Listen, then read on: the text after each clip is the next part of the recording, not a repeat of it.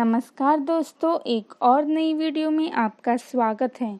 आज की इस वीडियो में हम बात करेंगे कि छत्रपति शिवाजी महाराज का राज्याभिषेक कब हुआ। छत्रपति शिवाजी महाराज का 2 बार राज्याभिषेक क्यों हुआ। वीडियो बहुत ही खास होने वाली है, इसलिए वीडियो की अंत तक बने रहिए। और आप इस चैनल पर नए हैं तो चैनल को सब्सक्राइब करना ना भूलें। तो चलिए शुरू करते हैं। छत्रपति की उपाधि।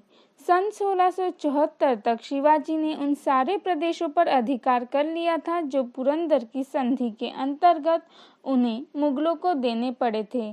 पश्चिमी महाराष्ट्र में स्वतंत्र हिंदू राष्ट्र की स्थापना के बाद शिवाजी ने अपना राज्याभिषेक करना चाहा, परंतु मुस्लिम सैनिकों ने ब्राह्मणों को धमकी दी कि जो भी शिवाजी का राज्याभिषेक करेगा उनकी हत्या कर दी जाएगी। जब ये बात शिवाजी तक पहुंची कि मुगल सरदार ऐसी धमकी दे रहे हैं, तब शिवाजी ने इसे एक चुनौती के रूप में लिया और कहा कि अब वो उस राज्य के ब्राह्मण से ही अभिषेक करवाएंगे जो मुगलों के अधिकार में है। बालाजी आवजी का योगदान। शिवाजी के निजी सचिव बालाजी ने काशी में 3 दूतों को भेजा, क्योंकि काशी मुगल साम्राज्य के अधीन था। जब दूतों ने संदेश दिया तो काशी के ब्राह्मण काफी प्रसन्न हुए, परंतु मुगल सैनिकों को ये बात पता चल गई। तब उन ब्राह्मणों को पकड़ लिया, परंतु युक्ति पूर्वक उन ब्राह्मणों ने मुगल सैनिकों के समक्ष उन दूतों से कहा कि शिवाजी कौन हैं, हम नहीं जानते, वे किस वंश से हैं। दूतों को पता नहीं था, इसलिए उन्होंने कहा हमें पता नहीं है। तब मुगल सैनिकों के सरदार के समक्ष उन ब्राह्मणों ने कहा कि हमें कहीं अन्यत्र जाना है, शिवाजी किस वंश से हैं आपने नहीं बताया, अतः ऐसे में हम उनके राज्याभिषेक कैसे कर सकते हैं।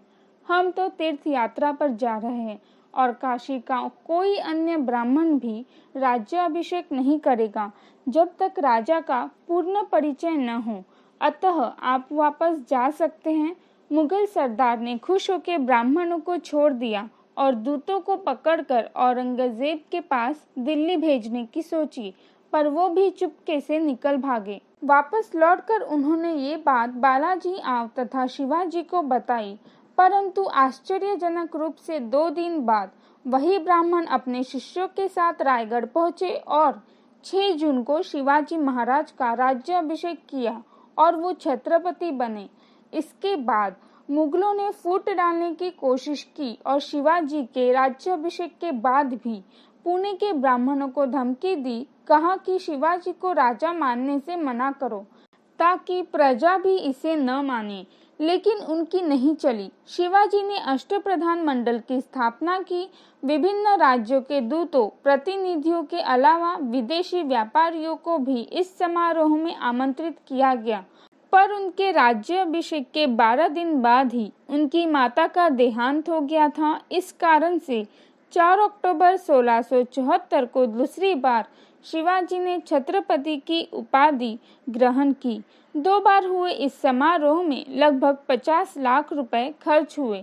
इस समारोह में हिंदवी स्वराज की स्थापना का उद्देश्य किया गया था। विजयनगर के पतन के बाद दक्षिण में ये पहला हिंदू साम्राज्य था। एक स्वतंत्र शासक की तरह उन्होंने अपने नाम का सिक्का चलवाया।